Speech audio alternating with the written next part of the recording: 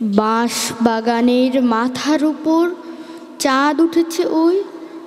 মাগো, আমার শোলক বলা কাজলা দিদি কই? পুকুর পাড়ে নেবুর তলে থোকায় থোকায় জোনায় জলে, ফুলের গন্ধে ঘুম আসে না, একলা জেগে রই। মাগো, আমার কোলের কাছে কাজলা দিদি কই? সেদিন হতে দিদিকে আর কেনই বা না ডাকো? দিদির কথায় আঁচল দিয়ে মুখটি কেন ঢাকো? খাবার খেতে আসি যখন দিদি বলে ডাকি, তখন ও ঘর থেকে কেন মার দিদি আসে না কো?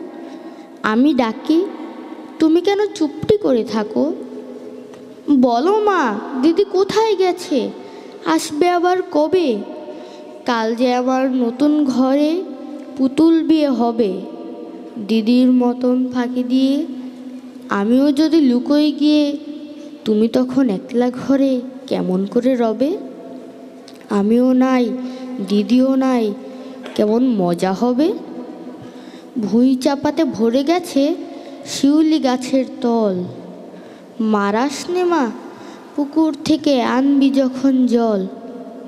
ডালিম গাছের ডালের ফাঁকে বুলবুলিটি লুকিয়ে থাকে। দিস না তারে উড়িয়ে মাগো, ছিঁড়তে গিয়ে ফল। দিদি এসে শুনবে যখন, বলবে কি মা বল? বাঁশ বাগানের মাথার উপর চাঁদ উঠেছে ওই। এমন সময় মাগো, আমার কাজলা দিদি কই? বেড়ার ধারে পুকুর পাড়ে ঝিঁঝি ডাকে ঝোপে ঝাড়ে, নেবুর গন্ধে ঘুম আসে না, তাই তো জেগে রই। রাত হলো যে, মাগো, আমার কাজলা দিদি কই?